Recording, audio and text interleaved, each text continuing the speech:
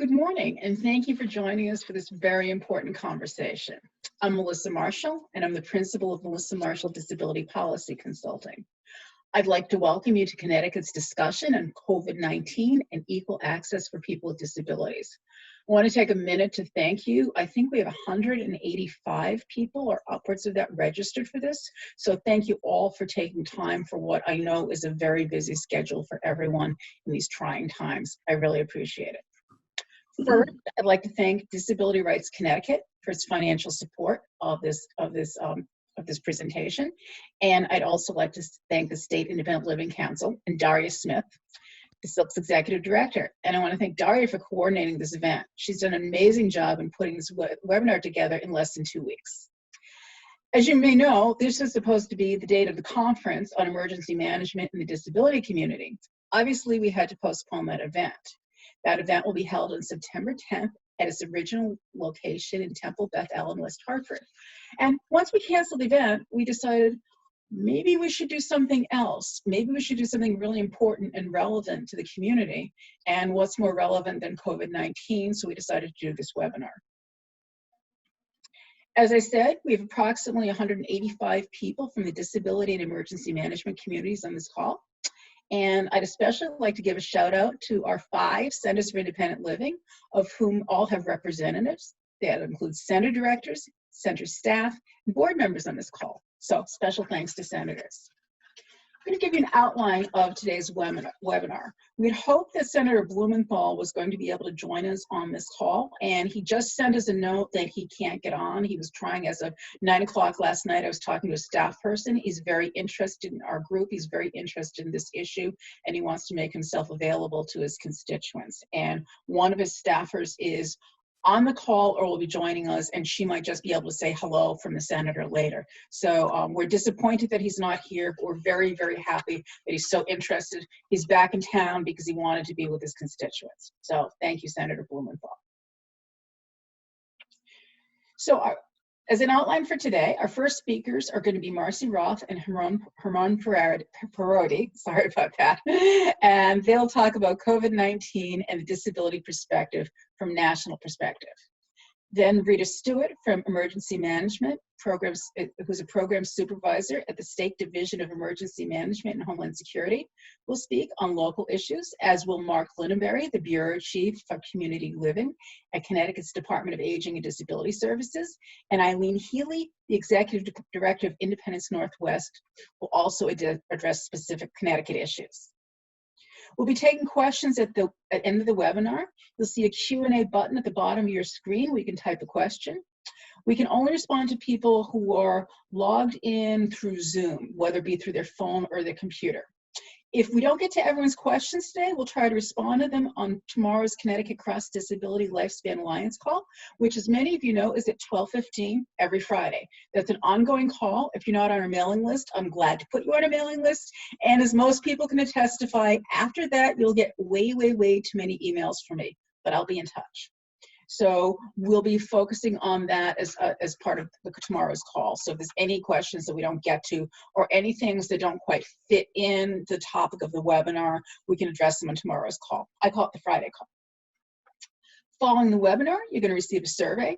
Please complete the survey because your feedback is really important to us. We want to know what we did right. We want to know what we could do better.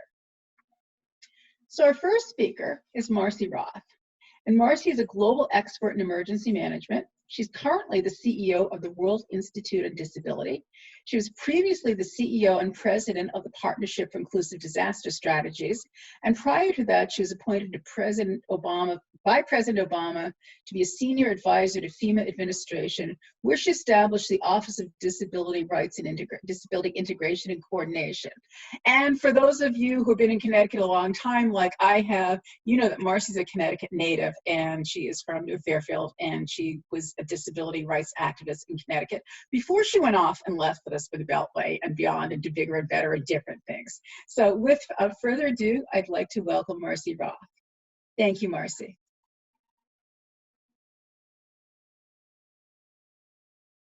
Good morning, everybody, and thank you so much for the opportunity, Melissa, Daria, and the Connecticut Statewide Independent Living Council, the Disability Rights Connecticut folks.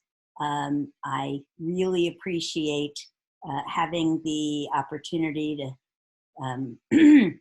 socially distanced time to be spending with you all. I was really looking forward to being with you in person today and being back in my home state.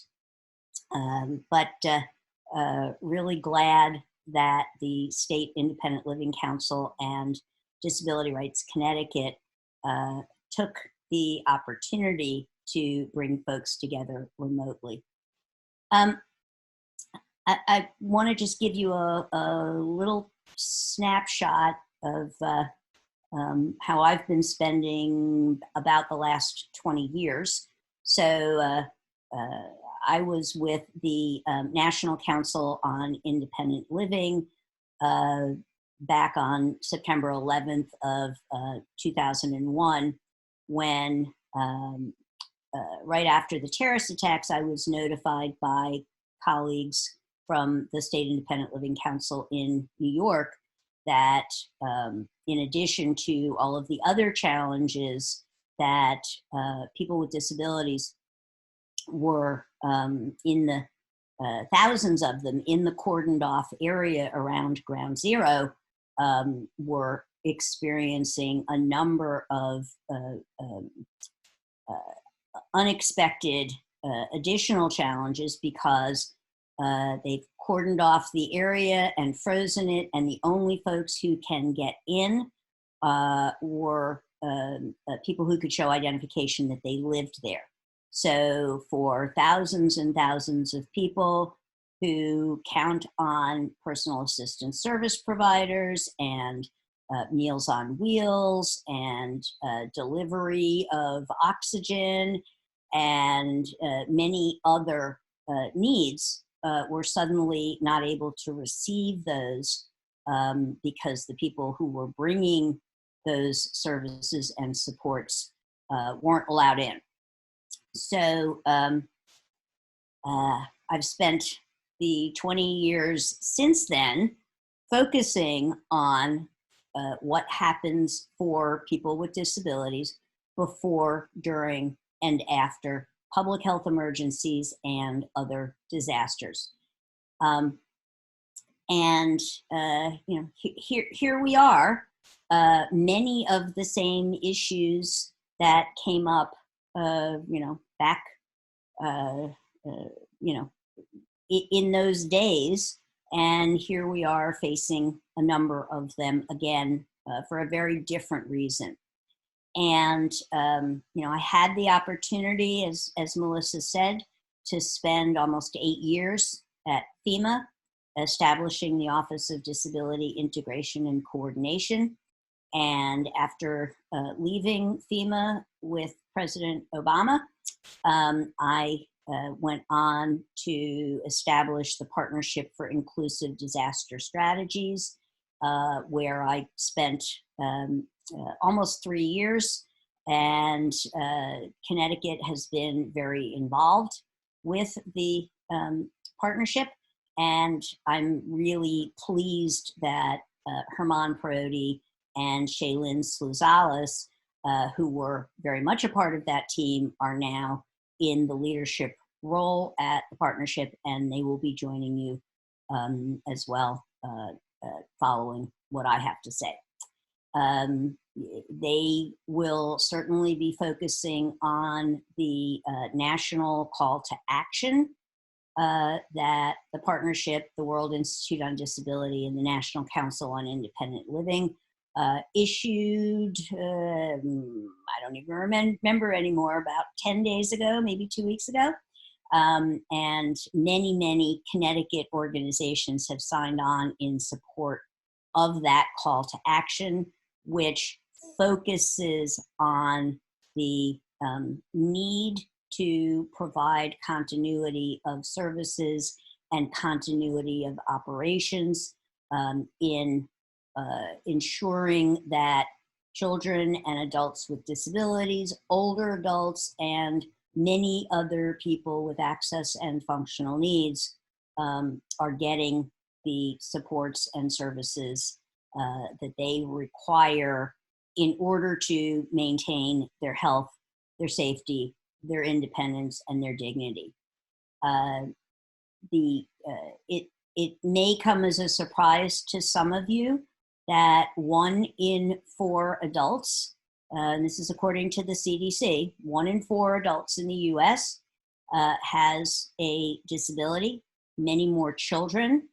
There are many older adults that have disabilities but don't identify in that way.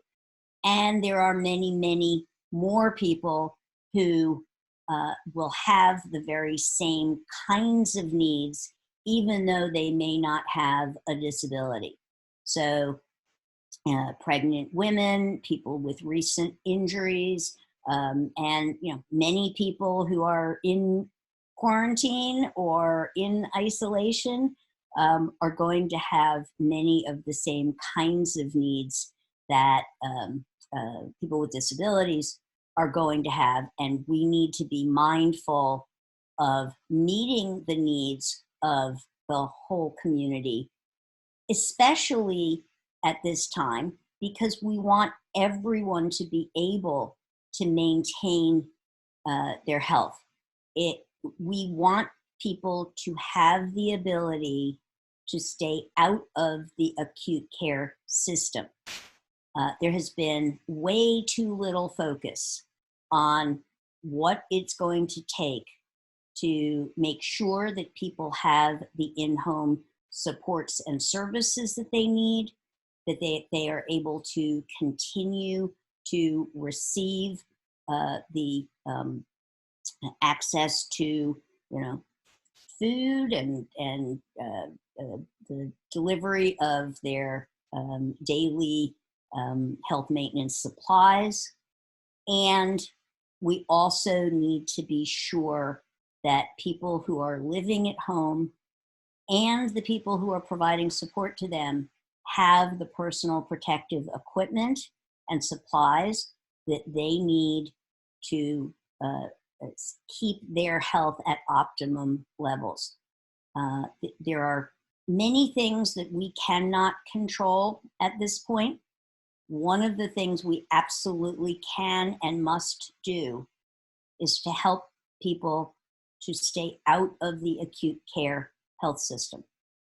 We will talk a little bit more about that later, but I do want to take a couple of minutes right now and say, not only is that the right thing to do, not only is that the smart thing to do, it is also the law. And while there are many people who may not have the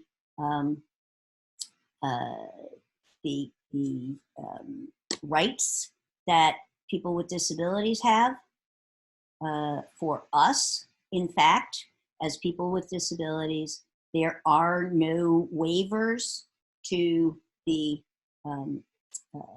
right that we have to be served in the most integrated setting appropriate to our needs. This is a right that cannot be waived. There are no waivers to civil rights obligations. And I also want to spend a moment talking about the imperative that information is provided to people accessibly and in a format that they will be able to take action from. So sign language interpreters with all public officials. I know that in the state, this has been going quite well. Unfortunately, you will notice that the task force is the White House COVID-19 task force has not had a visible sign language interpreter with them. This is especially unfortunate because the information that they're sharing is information that is then not available to a large number of people for whom text-based information and information received audibly is not how they're going to be able to access that information. We want everyone to have information in the format that is most likely to enable them to take the kinds of personal protective measures that they need and that we need them to be taking to flatten the curve. So there are some promising practices across the country. Connecticut is leading the way by hosting a meeting like this. The actions that the folks in Connecticut are taking are a good example for other states. I also want to call out the state of North Carolina, the states of Colorado and California. They have a full-time access and functional needs coordinator as a part of their emergency management. And they are doing tremendous work in supporting emergency managers throughout this public health emergency. In closing, I want to point out that we must not lose sight of the need to also be preparing for the potential of other disasters. And I know that's the last thing in the world we want to be thinking about right now. We're having a hard enough time wrapping our heads around what we need to be doing with this catastrophic public health emergency. But I ask each of you to support those of us that are working to make sure that that conversation does not fall by the wayside, because a public health emergency does not provide immunity from hurricanes, tornadoes, extreme weather, etc. So you will be hearing more from us about all of that. And I want to, in closing, again, applaud the leadership in Connecticut. Your model is one that we take as a promising practice and will be sharing with other states who are struggling to find ways to include people with disabilities and to demonstrate the kind of leadership that disability community members can take. When we have the supports and services and access that we need, we can be assets to the community. We solve problems every day. We're very good at it. And we can be tremendous assets throughout this whole process. We are only vulnerable when we're not able to be at the table and when protective measures are taken that are not inclusive of our physical and effective communication access. So thank you very much for having me, and I will look forward to answering questions later on. Now, the next person is Herman Parodi, and Herman is the co-executive director of the Partnership for Inclusive Disaster Strategy. Herman is a long-term disability rights activist. He's one of the nation's leading activists around inclusive disaster preparedness and relief. In the immediate aftermath of devastating hurricanes, Herman was deployed to his native Puerto Rico in 2017 and more recently to the Bahamas, where he worked to ensure that people with disabilities and older adults have equal access to emergency and disaster resources. This upended stereotypes about the roles that people with significant disabilities can play in disasters. Herman played a leading role in crafting and advocating for the Ready for Disasters Act and the Disaster Relief Medical Act, DRMA. Herman is also active in global disability inclusive disaster risk reduction as the United States disaster risk reduction focal point for persons with disabilities at the Americas. So without further ado, thank you, Herman.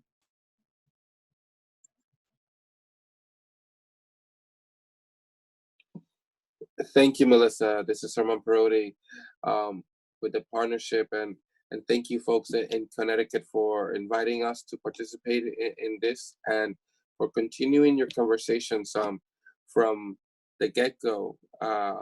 You have been very involved in making sure, I mean, with Melissa Marshall, the Silk, and others there, to be at the forefront of protecting people's disabilities rights through disasters. As you've heard, but to elaborate a little bit more on the Partnership for Inclusive Disaster Strategies, we're ever grateful for Marcie Roth for establishing it, and through the support that we have from the entire community in regards to persons with disabilities and protecting our rights in disasters.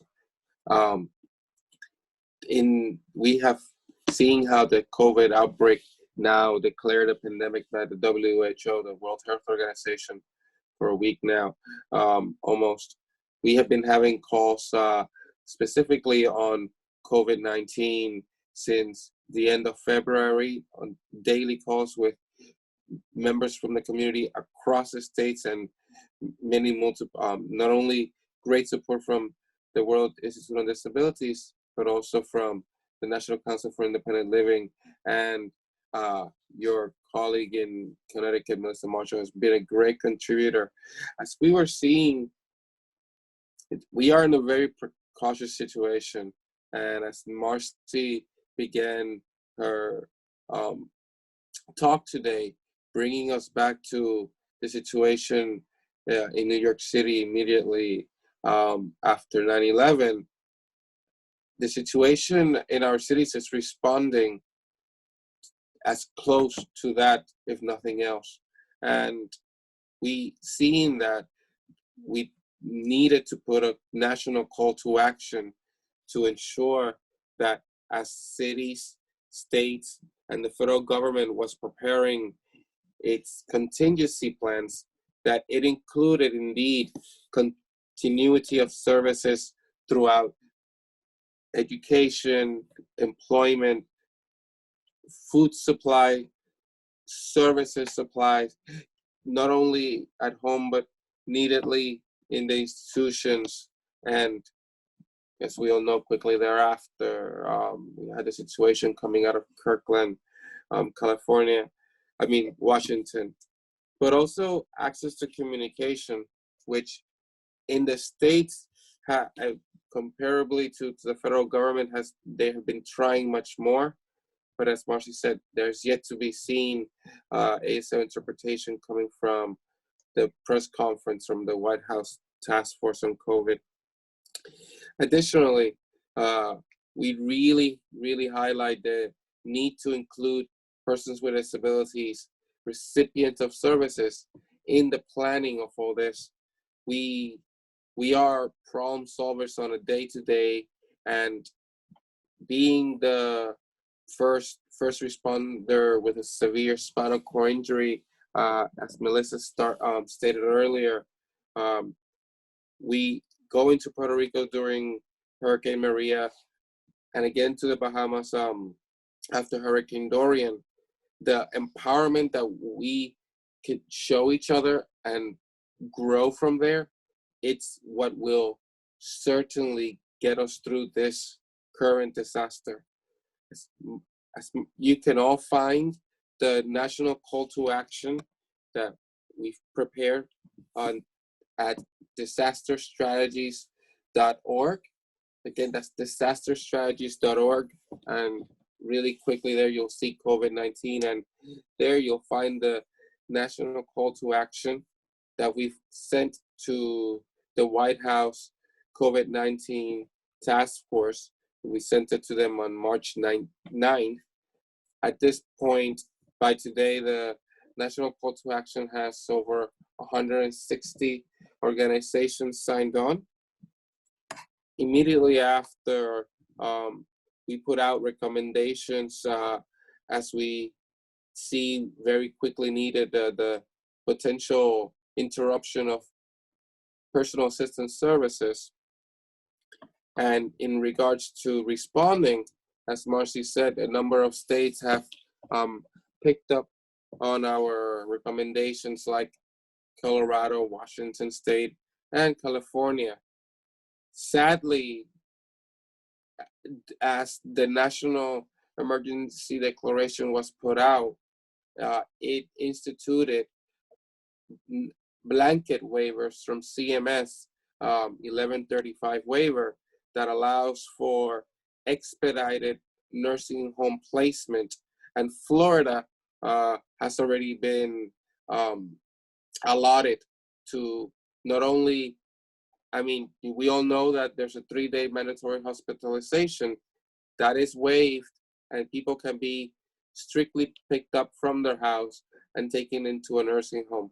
Where we know in Pennsylvania, I can certainly tell you that a number of nursing homes that I know of and no community service provider has N95 mask and the proper personal protection equipment needed to properly safeguard not only the service providers, but also the recipients, being us as people with disabilities, and surely children with disabilities and older adults.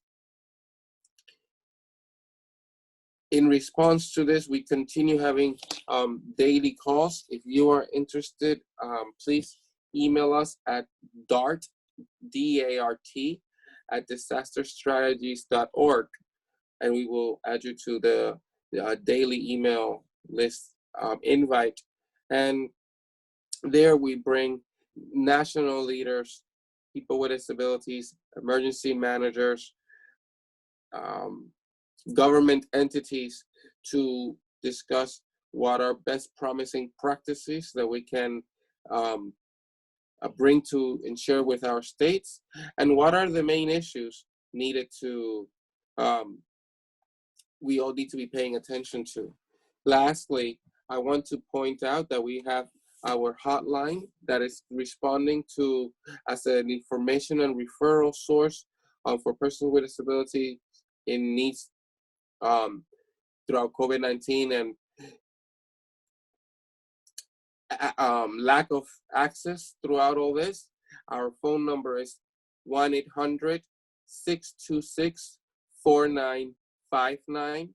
Again, that is 800-626-4959. And we'll be connecting people with many local advocates that can refer you and just walk you through with a real situational awareness of how you can best deal with the situation that's going through.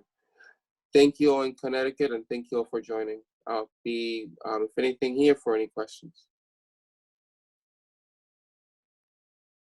Thank you, Herman. We really appreciate that. And the hotline is being stood up. I will be giving you information about that through the Connecticut Cross Disability Lifespan Alliance mailing list. And I'm a volunteer with the hotline, so the local resource you get connected with might very well be me. Next, we're going to start going local, and I'm going to introduce Rita Stewart. Rita is the Supervisor of Strategic Planning, Community Preparedness, and Grants at the Division of Emergency Management and Homeland Security. She also serves as the Individual Assistance Officer and Small Business Administration Liaison for the state of Connecticut. Welcome, Rita.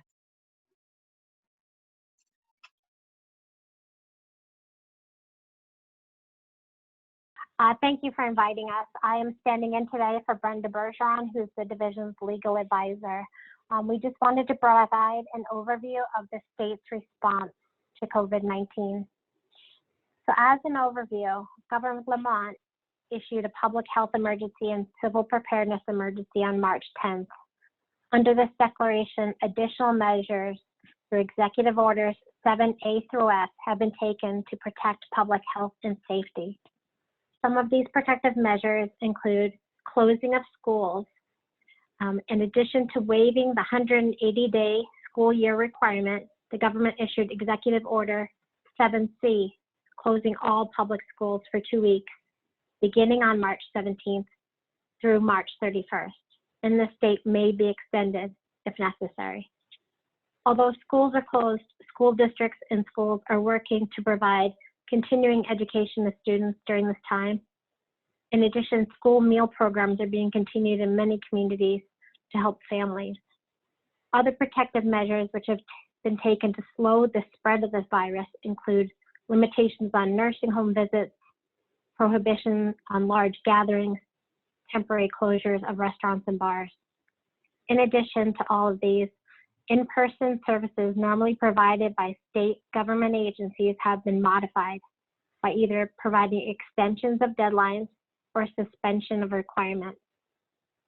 This includes permits, licenses, and other credentials at the Department of Emergency Services and Public Protection, in-person hearings at the Department of Social Services, and the Department of Motor Vehicles in-person visits and deadlines have been extended. DEMIS has regional offices. They are currently holding regular calls with town emergency management directors in the region to hear concerns, needs, and to provide updates. The emergency management director in your town is a good resource. You can contact them with anything that you have that you need addressed, and they can share that information up with us at the state. Regional approach to this virus. Governor Lamont is not only working closely with public health and other state agencies under his unified command structure, but he's also partnering with neighboring states.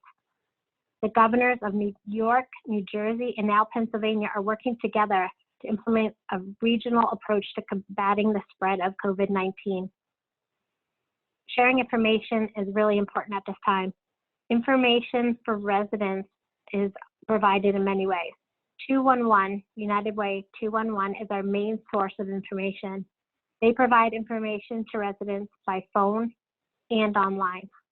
The state also has a dedicated website, ct.gov/coronavirus.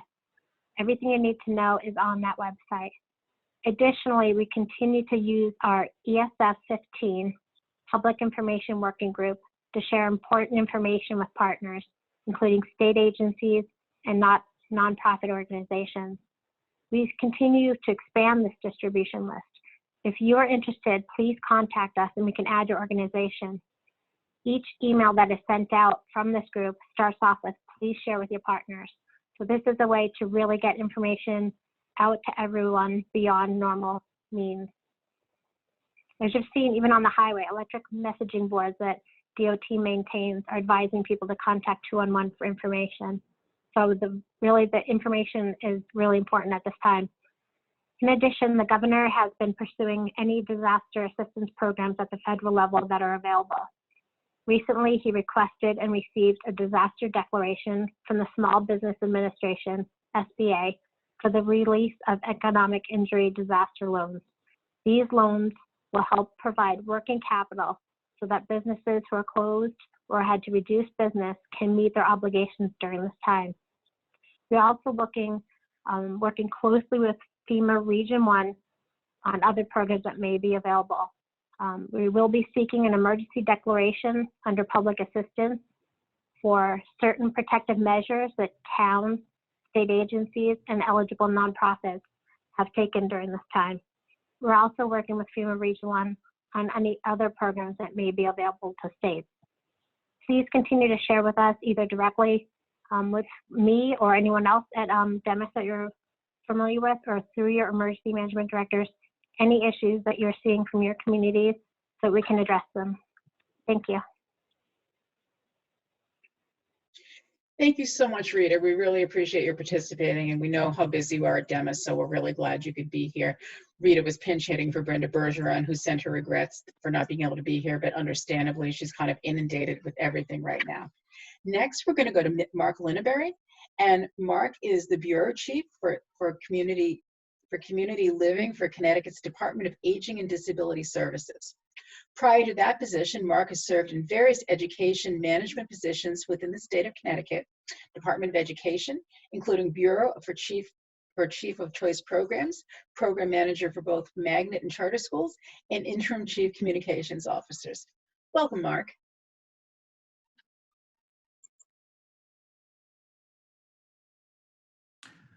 Good morning, and thank you, Melissa, Daria, and DRCT. Commissioner Porter was looking forward to participating in the panel and sends her regrets. I want to update you on the actions taken by the Aging and Disability Services related to COVID-19. And I would start by echoing Herman's point on the importance of communication during this time.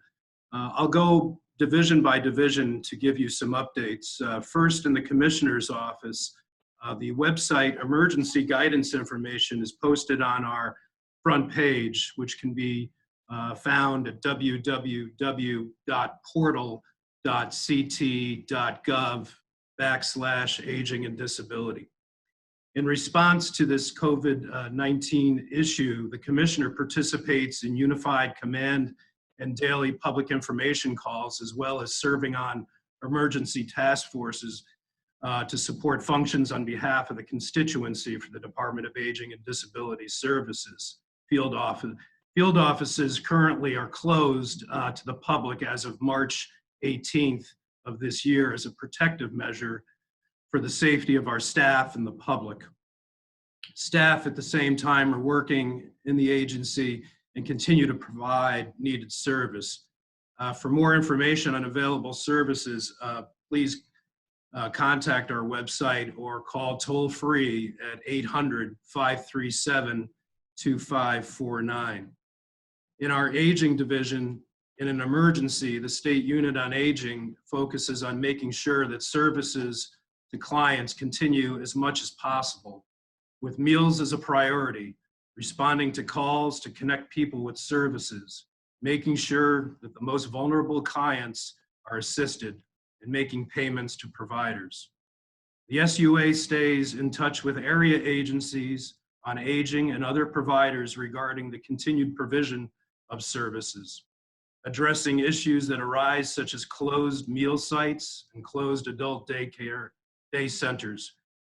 The SUA also provides guidance to providers to offer flexibility where possible in the provision of services during exceptional circumstances. Guidance from the federal funders is shared from those providers. In response to this COVID-19 circumstance, here is an update. A 14-day supply of shelf-stable meals is being provided statewide to congregate and home-delivered meal participants on the ADS SUA Elderly Nutrition Program. Some meal sites, such as senior centers, are open to some, and some are closed at this point. This changes every day, with more sites closing. Meal sites are allowed flexibility to provide to-go meals to site participants. Our home-delivered meal participants continue to receive meals at this time. Participants may see some changes in delivery methods to keep the recipient, the driver, and the meal safe. In some cases, drivers may not be handling a meal directly to a recipient. Instead, they will find a safe way to make sure the individual receives that meal. Other home and community-based services continue, but services may need to shift if they become unavailable due to a closed adult daycare center, for example. In that case, other service options are considered. Also, the approach to clients may be handled differently. For example, for our 2 caregiver respite programs, instead of face-to-face assessment of clients, assessments are done over the phone. In our BESB unit, Bureau for Education Services for the Blind, they are forwarding all updates, executive orders received by the governor's office to a distribution list of organizations and advocacy groups. They're also implementing social distancing for staff, encouraging alternative approaches to service delivery, such as the use of email and telephone communications. They're also strongly encouraging vendors to implement similar social distancing approaches and to postpone in-person meetings or field trips to a later date. They are updating staff contact lists to ensure options for communicating time-sensitive information and granting extensions to temporary equipment loans when circumstances prevent the return of the equipment within the allocated time frame of the loan period. They're also conducting meetings of the advisory board and SRC by teleconference. For the Bureau of Rehabilitation Services, staff is currently teleworking to remain available and productive as possible. Closure of field offices has occurred to the public to reduce risks. We're approving remote job coaching, example, phones, Microsoft Teams, Skype, to provide needed services despite not having physical access. We're using calls, video, accepting new applications, writing and amending individual plans for employment. The intent to innovate with our community rehabilitation providers is taking place to develop remote services and capabilities. We're also using technology to continue to avail consumers to ASL interpreters. BRS offices have been and continue to be disinfected so that they are safe when they reopen. In terms of our long-term care ombudsman program, in response to COVID-19, while the governor's current executive order prohibits any visitors to nursing homes outside of small categories, such as emergency responders, the ombudsman program will continue to respond to and investigate complaints brought forward by residents, family members, and other individuals acting on the residents' behalf. However, due to the infection control concern, ombudsman will be facilitating communication with residents by phone or video chat. As Rita indicated, in terms of the statewide look and the governor's office, the current COVID-19 information is available on www.ct.gov/coronavirus. And people who have additional questions can call 211 or text CT COVID to 898-211. Governor Lamont's media releases and executive orders can be found on his website at www.portal.ct.gov/Office of the Governor. Lastly, if the group has any concerns you are hearing from the community at large, I will be pleased to bring that information back to the commissioner. Thank you. Thank you, Mark. We really appreciate your comments, and please send our thanks to Commissioner Porter for sending you to do this, and we understand that she couldn't be here and why she couldn't be here. Our next speaker is going to be Eileen Healy, and Eileen lives in Woodbury, and she's been the Executive Director of Independence Northwest, Center for Independent Living of Northwest Connecticut, Inc. for 32 years. She began her career in independent living as a volunteer peer counselor and was subsequently an IL advocate, senior counselor, and advocate, and assistant director. Under her leadership, Independence Northwest was one of the first centers for independent living in the nation to offer services to people living with HIV and AIDS. She has served as secretary and treasurer of the Connecticut Association of Centers for Independent Living and is currently their president. She's also served as the designated representatives from Connecticut Centers for Independent Living to the State Independent Living Council. Eileen has served as the president of the CILC for 6 years. Eileen has been an instructor with Cornell University and on 2 national technical assistance projects. Thank you, Eileen. Welcome, Eileen, excuse me. Good morning, everybody. I was asked to talk a little bit about the independent living centers. Connecticut has 5 centers for independent living with offices located in Hartford, Naugatuck, New Haven, Norwich, and Stratford. For those that don't know, Centers for Independent Living are non-residential disability service providers, which I like to describe as disability rights organizations. Both our board and staff members are comprised of at least 51% people with disabilities. We are people with disabilities who are providing services to other people with disabilities. And that includes all disabilities, whether it's a physical disability or it's mental health or a cognitive. We run the gamut of those services. Centers assist people with benefits, education, employment, housing, advocacy, assistive technology, and self-care, among other needs that people bring to us.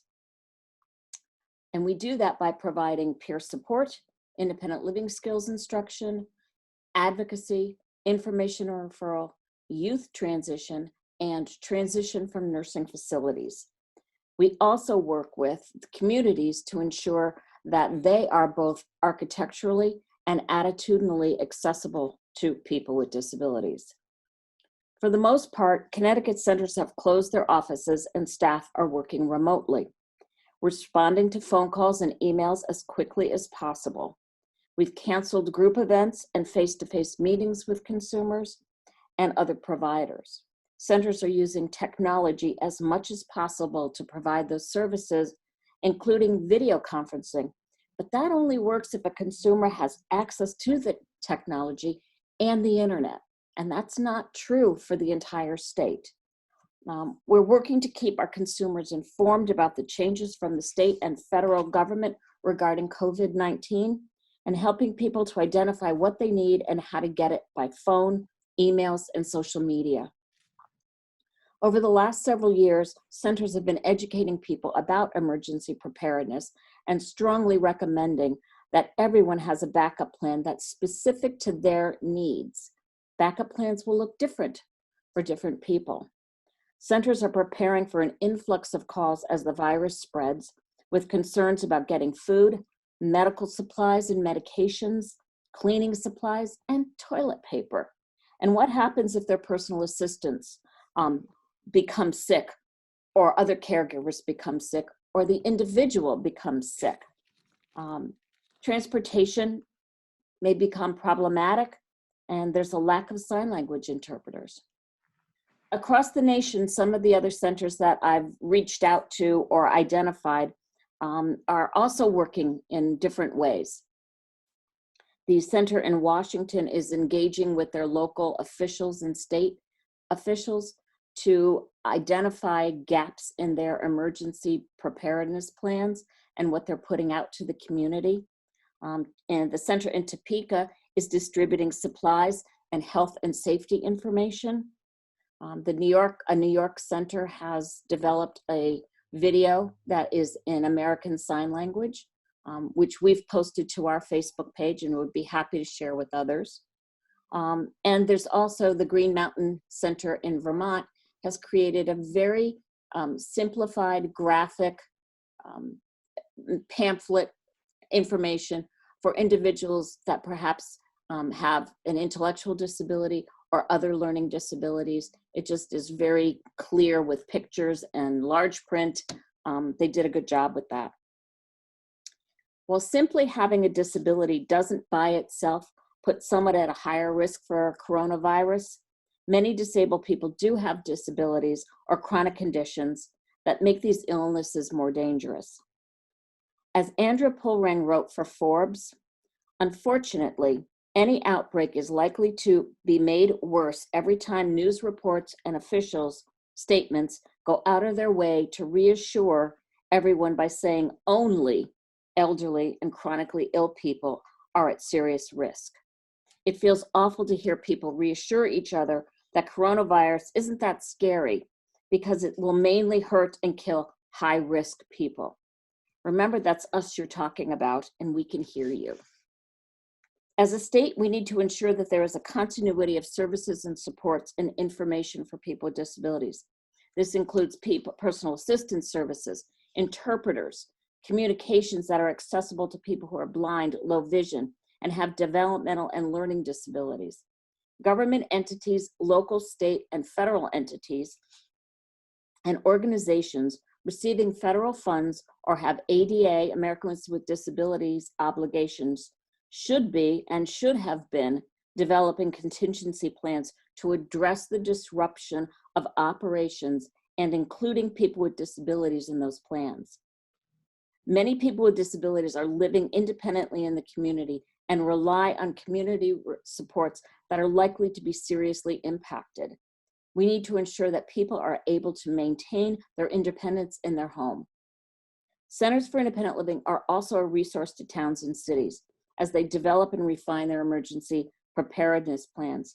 Having people with disabilities at the table is critical to ensure that there are adequate and accessible services in the future disasters or viruses. Hopefully there won't be, but it's likely. The Connecticut State Independent Living Council and Disability Rights Connecticut are developing a call to action that will mirror the national call to action on COVID-19. There is an urgent need for government to address the rights and needs of persons with disabilities throughout all of the COVID-19 planning and response, and to close existing gaps, and minimize impact and optimize limited resources for optimal community-wide outcomes. As a community, we have a right to a continuity of services in Connecticut, and we must be advocating for that. If a lack of services doesn't impact you directly, you probably know someone, family, friend, coworker, neighbor, who will be. We need to stay united to ensure the well-being of all of our community members.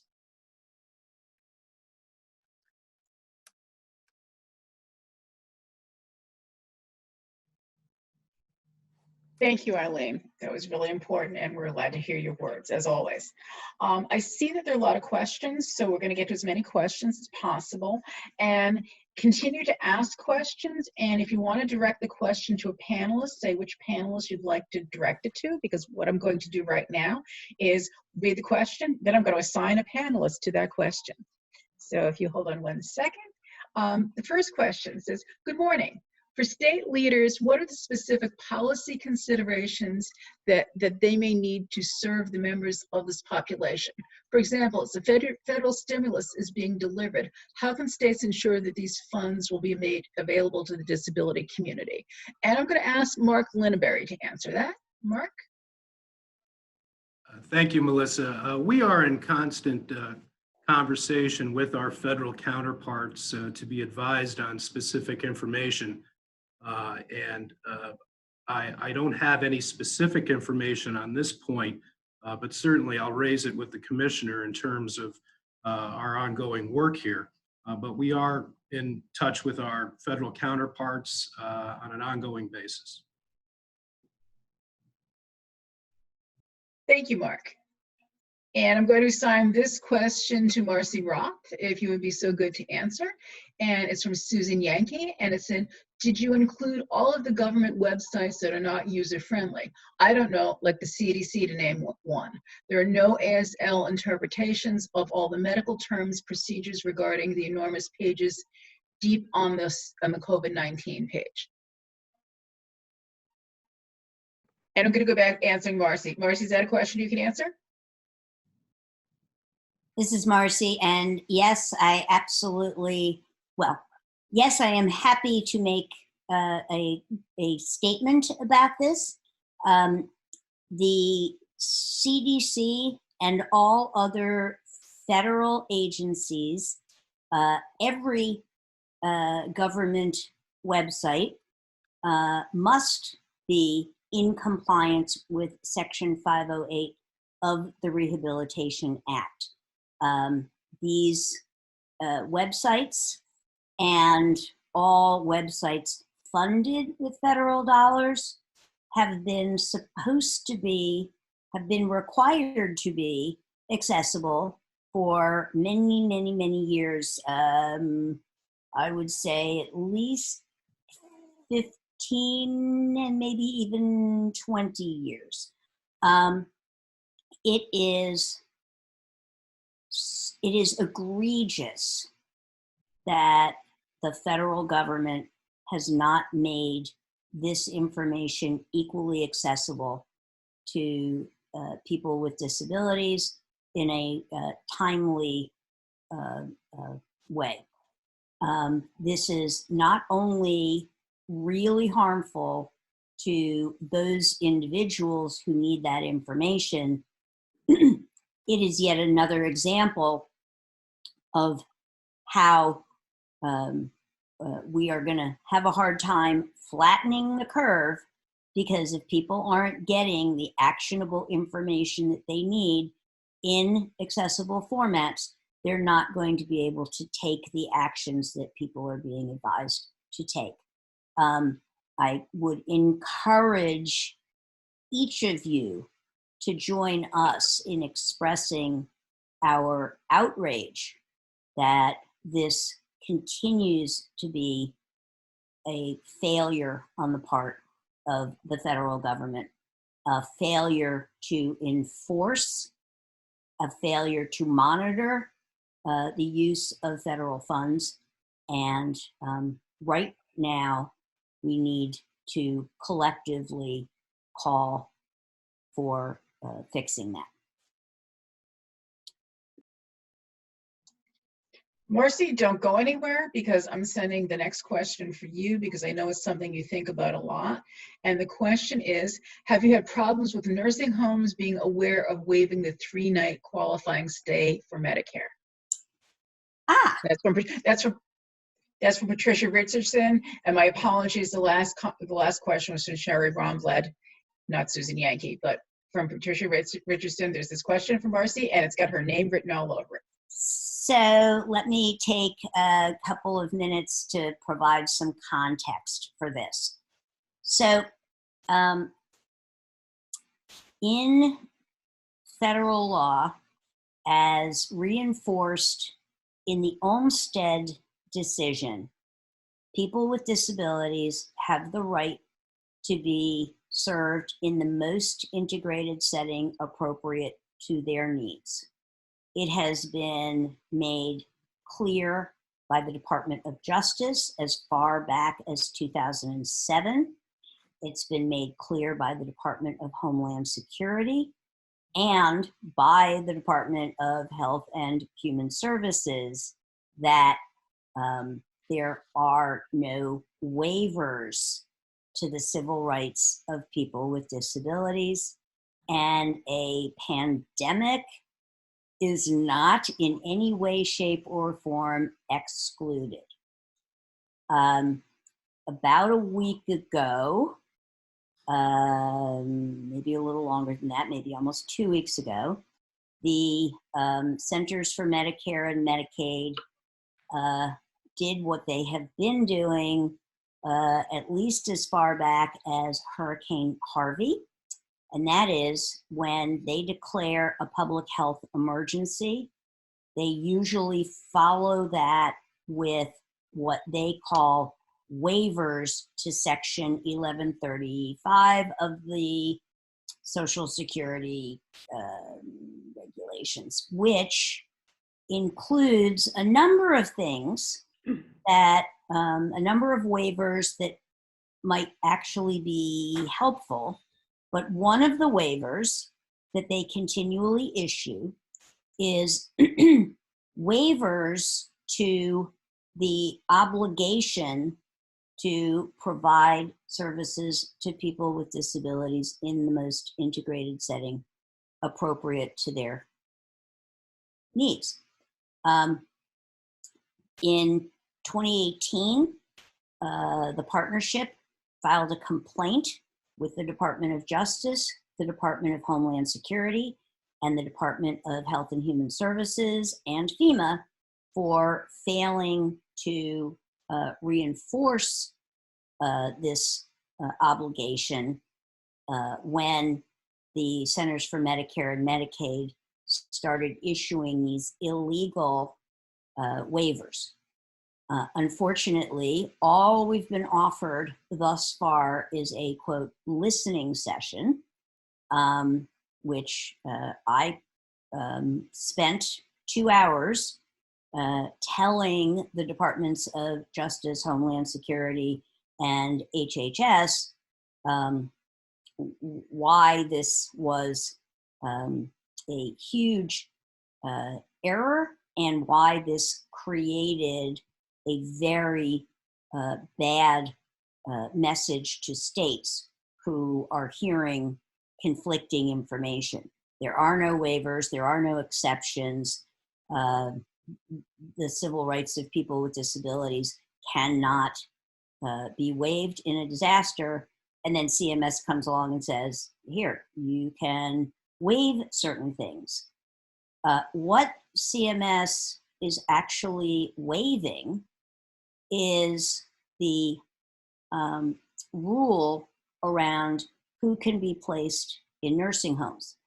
And in particular, and I believe that this is what Patricia Richardson is referring to, is that the 1135 waivers allow for people to be taken directly from their home and placed into nursing homes, skilled nursing facilities, long-term care facilities. Typically, there is a 3-day requirement for a hospital stay before anyone can be placed in a nursing home. 1135 waives that 3-day stay. This also means that someone who is brought to the emergency room or someone who calls 911 because their personal assistant service provider or other in-home supports or in-community supports is unable to meet their needs, they may call 911 because they're now developing an acute medical need.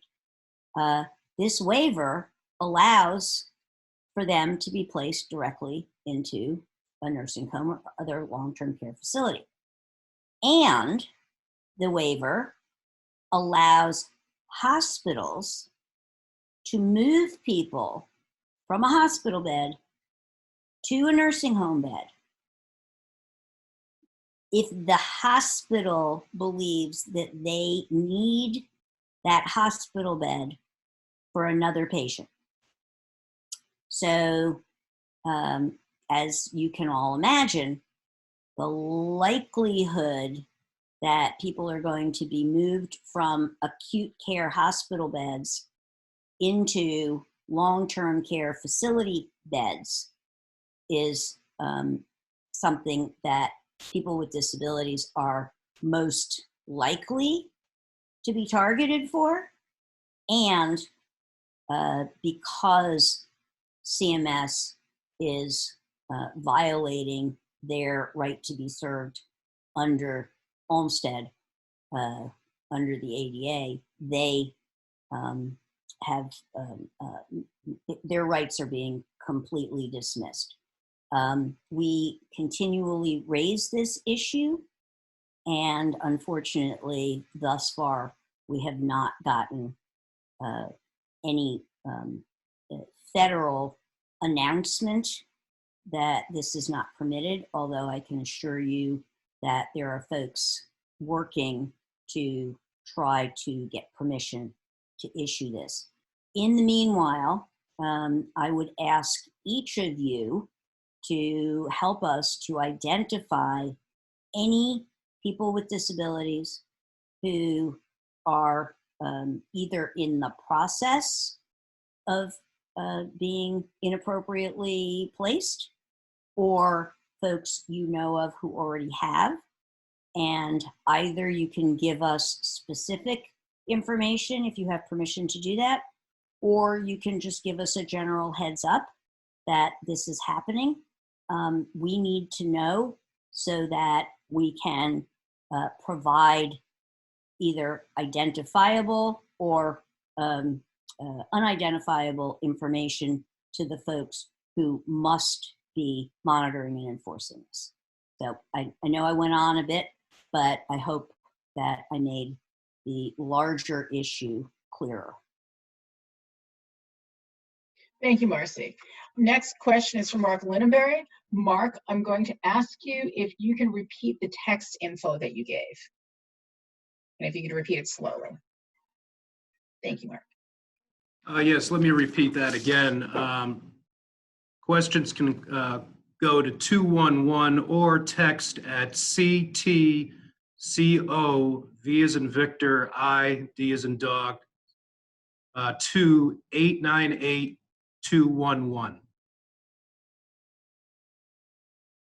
Can you repeat that, Mark, please, one more time? Sure. The text information is CT COVID to 898-211. 211. Thank you, Mark. The next question is going to be for Herman Parodi. And the question is, where on the disaster strategy site can we find the advocacy agenda that's been shared with the White House task force and state leaders? This is Herman. Thank you, Melissa, and for the question. If you go to disasterstrategies.org, on our homepage, it says COVID-19, and you click on it, it'll quickly take you to our COVID-19 national call to action and further documents, which can be used as advocacy tools. Thank you, Herman. The next question is for Rita Stewart, and the question is, what efforts is Governor Lamont taking to address the challenge of compassion fatigue of state employees and emergency health workers? So if you could address that, Rita, we'd appreciate that. Hello again. Each agency's Human Resources Department has been distributing information to employees. For us in emergency management, we do have our EOC as well as an alternate EOC staff. We also have backup staff that is in our headquarters that can alternate to relieve that staff. I think every agency has backups for their staff that is in Emergency Operations Center and trying to maintain social distancing. There is employee assistance if the stress gets to people, because this is a stressful time. People are instituting work from home as much as possible, that there is social distancing, and then employees can stay safe and take care of their families. I hope that answers the question. Thank you, Rita. We appreciate that. And the next question, I'm going to bring back Mark Linabury. And Mark, the question is, what accessibility efforts are being made available to secure that our Spanish-speaking populations are equally receiving information and supports inclusive of support groups? Even ASL is not accessible for Spanish communication. And that question was from Doris Melodano.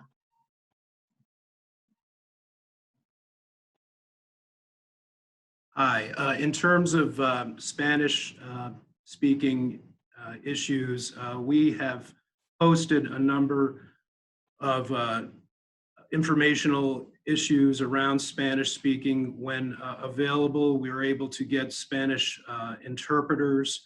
This is also an information that I'll bring back to the commissioner for a more comprehensive response, but there are some opportunities. It's true that some of them are not as comprehensive as we would like, but I'll certainly bring this to the attention of the commissioner as well.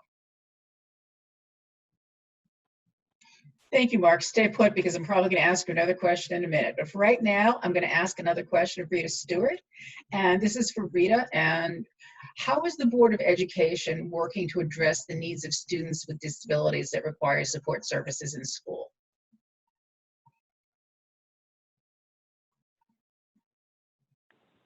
Hi. As provided on the ct.gov/coronavirus website, the State Board of Education is continuing to provide resources to all students. They have some sample learning that can be done online. Please reach out to your school board if you need more information, but there is a lot of information on that website. Everything is being done to still encourage students to learn and to provide them with meals during this time when schools have to be closed. Thank you, Rita. And I'm going to keep you on for the next question if you'll stay on, and is transportation questions. And it says, please ask the panel, but I'm asking you how people that need chemo and dialysis treatment can get transportation to these services, and what are your views on using public transportation, which is not an option for those with a compromised immune system? And thank you. So that, Rita, if you can address that, that would be great. Yes, I'm back. I agree that public transportation would be very risky for people with compromised immune systems. I would encourage them to contact their town emergency management director as well as their doctor's office. Often there are volunteers that can transport people back and forth to make sure that they have safe transport and are not at further risk during this time. Thank you, Rita. And there was a response to that question in the chat box also. And what it says is and this is from Laura McElwee, the state of Connecticut regional mobility managers can help connect the dots with transportation to individuals with questions and needs. It's open to all citizens. You may call 860-333-7302. That's 860-333-7302. This is a no-cost service to all individuals living with disabilities and seniors and their families. It's funded by Connecticut Department of Transportation. So thank you, Lori, for that answer. The next question I'm going to give to Mark Linabury. So Mark, if you could be ready. This is a question from Gretchen Knopf, and it says, thank you. Is there some way to develop an 800 number for Connecticut that is a source for disability-related information and problem solving? There seems to be a number of sources, but no centralized place to call. Mark? Thank you for the question. I think that's a very important interest. I had mentioned a number of communication devices that we are using currently to inform the public about this ongoing issue. I'll certainly bring that back to the commissioner as well. It would certainly take a information technology component, but I think it's an idea that's worth looking at. Thank you for that. This is Marcie. If I could jump in and add that a couple of other states are working with the partnership to extend their hotline services to provide some direct state support. So you all might want to think about talking with the partnership about doing what it is some of the other states are doing. Thank you, Marcie. And of course, you may jump in. And the next question is going to go back to Rita Stewart. And this is from Lisa Blumberg. And the question is, what do you do if your aide gets ill or if an aide must get close to you? And if Rita could jump on and respond. Hello again. This one, I am not sure of the answer. So I would like the opportunity to get back to you on this. I would always say reach out to your emergency management director, reach out to your medical doctor or point of contact for more information, but we will try to continue to gather resources and share them. Thank you. This is Melissa back, and I'm seeing a response saying that, sorry, my screen's jumping up and down. And because there's another questions like that. And there's another question, which is also if PCAs are fearful of coming to work because their employer has symptoms that may or may not be COVID-19, what should the disabled person do? I admitted myself to the ER, got a room, but didn't know where I'd go if I tested negative, but couldn't come back due to lack of personal assistance. Luckily, it was fine, but I'm concerned about other people with PCAs. And Lori McElwee responded that there are 5 regional mobility managers in the state of Connecticut. She can also direct others to the managers in that area. Thank you so much. Thank you so much, Lori, for answering that question. The next question is from Linda Ramler. One second. And my screen is jumping up and down. So, one second. This is a question from Linda Ramler, and I'm going to address this to Mark Linabury. It says, many private providers of residential supports to people with intellectual and developmental disabilities are not allowing these people to go to work. Are there any plans for economic relief for them now, and if they lose their jobs? Mark, do you want to jump in and? On that question, I have not heard any particular guidance. Again, I can bring that back to the commissioner, but there hasn't been any guidance that I'm aware of on that specific question. This is from Kathy Ludlam. And she's asking, what is happening with the home and community-based waivers such as PCA? Will our PCAs continue to be paid to support us in our homes, and how will that work if I'm having trouble, if Allied and DSS staff are working from home? I've gotten emails from everyone from my bank to Staples about how they are functioning, but nothing from Allied or DSS. And Mark, if you could respond to that. I wish that I could have a a response for you. I'll need to circle back with the commissioner on that particular question. Thank you, Mark. And the next question is from Nancy Allisberg, and I'm going to ask Marcie to respond to this really briefly because we could spend the next 3 hours talking about this. And it's from Nancy Allisberg, and it says, Lamar Alexander has stated that he's moving to waive all Individuals with Disabilities Education Act requirements for the next year. Does anybody think this could possibly pass? Marcie, I'll give that to you. Well, thank you, Melissa. Whether it's the Americans with Disabilities Act or the Rehabilitation Act or the Individuals with Disabilities Education, sorry, I already said that, or the Americans with Disabilities Act, or any civil rights law, there are no waivers. There are none.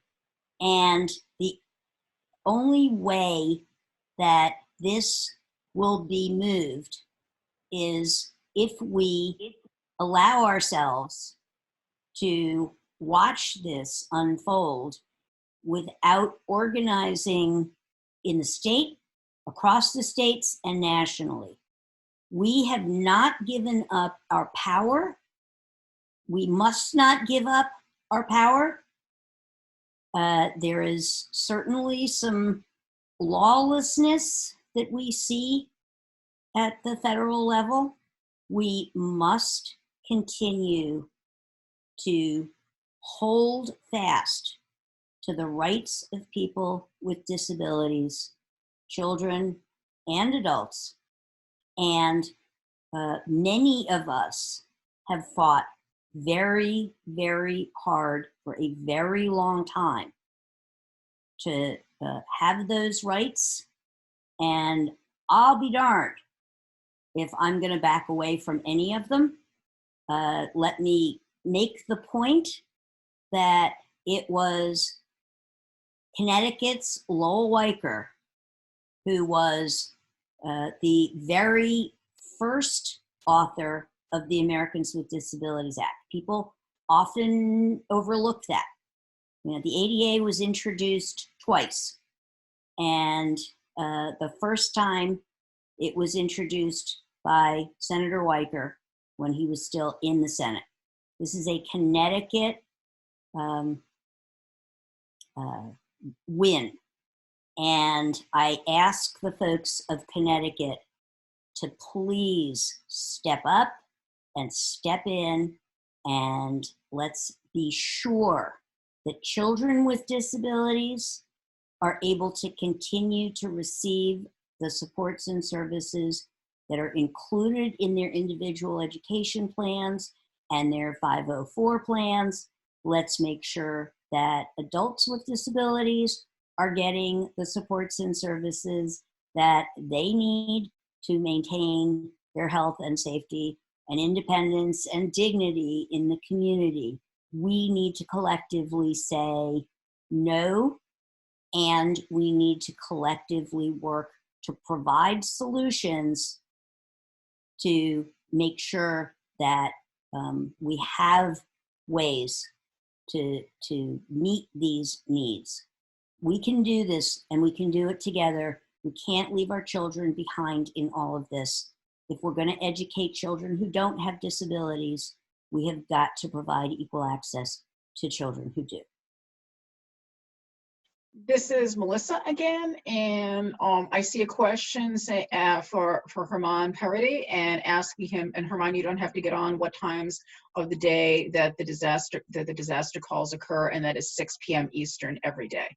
I'm on those calls, so I know the answer to that question, and we're running short of time. I have another question, and this is from Josie Torres, who's the president of People First, and her question is, what is happening to provide respite relief or in-home services to families with medically or behaviorally challenged students who are unable to provide essential therapies or structure at home? And also, I have a question from Gretchen Knopf. saying what are the boards of education being told about their obligations to follow children's IEPs, including physical and occupational therapies. And I have a question from Doris Maldonado about how we're reinforcing IEP and 504 plans. So those are all very similar questions. Rita, can you weigh in on that, if only to tell us that you will bring it back to the team and back to Brenda Bergeron and to the governor's office? Yes, I will bring that back to the team and get answers that can be shared. That is not something I have information on at this time. Thank you so much. And I don't mean to put anyone on the spot, because everyone can't be an expert on all of this, but this is to get what the issues are out. Okay. And I have a question that says, if the state keeps talking about utilities, electric, heating, etc., they've not addressed resources for the most important on cable, phone, and internet. What programs are available to low income and underserved populations, unless I've missed some of that information? And Rita, can you stay on and answer that question?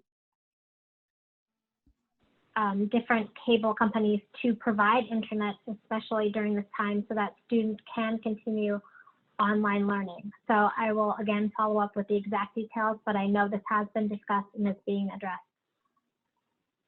Okay, and the next question is both a question and a statement, and it's from John Wardzawa. And it says, thank you for asking the panel about transportation options. Also, any person with a disability or older adult in Connecticut looking for transportation can call the Kennedy Center's Mobility Services Department and we'll help you. Call 203-365-8522, extension 2011. That's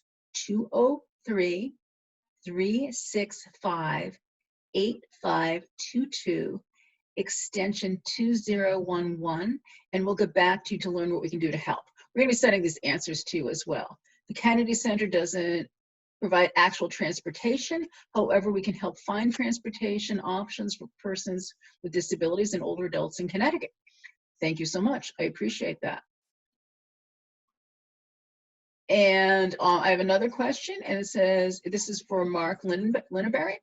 It'd be wonderful to actually have the commissioner communicate what efforts BRS will be in engaging. Is that something she can do? I will certainly bring that back to the commissioner. I will say that I've outlined a number of communication methods, including how our staff continues to be working directly with consumers while they are teleworking, and to the extent that they are providing services, ongoing communication is our top priority at this point. But I'll also raise that with the commissioner. Thank you so much for raising that with the commissioner. We're winding down and out of time. I'm not going to be able to get to everyone's questions. I just want to read a comment from Nancy Allisberg, and it says, the Connecticut special education advocates have been taking a lot of action with respect to making sure that special education services are continued. They sent a letter to the State Department of Education demanding answers. This is an ongoing process. It is. That was a letter I was made aware of. I think the sign-on time was noon on Monday, and I think I found out about a 1 p.m. on Monday. So the Alliance has not yet signed on to that letter, but we certainly support all of those things. Again, I would encourage all of you to join the Connecticut Cross Disability Lifespan Alliance call tomorrow. You'll be getting contact information. That's a Zoom call. You can also do it through your phone. And we'll be sending you out information later today if you're not already in the Alliance mailing list. Many, if not most of you, are already in the Alliance mailing list, and we appreciate you participating. So if you want yet more information, please join us on the Alliance call tomorrow at 12:15. We usually go to no more than 1:15. We try to keep it a half an hour. And during legislative session, even though it's legislative session now, it kind of doesn't count because the legislature is closed. We meet every week, and often we meet every week after that. We meet at least every other week after that. So I just want to thank the panel for participating. They put a lot of work into this and a lot of coordination into this. I want to give special thanks to Dustin Snowatsky and Jessica Justice, our technical assistants, our technical support team, because without them, I wouldn't be here. And many of us wouldn't be here on this call, so they've been really good at supporting this, and to the degree that this was smooth and seamless, that's because of them. So thank you, Dustin and Jessica. Thank you, the panelists. Again, Thanks to the State Council for Independent Living for hosting and coordinating this event. Thank you, Darius Smith, for doing a great job. And thank you especially to Disability Rights Connecticut for their funding. And thank you for Senator Blumenthal. I understand he's a staff person in the audience, and thank you for participating, and we're really glad you cared. Thank you, everyone. Please stay safe, take care, be well, and stay socially isolated. Thank you so much. Bye-bye.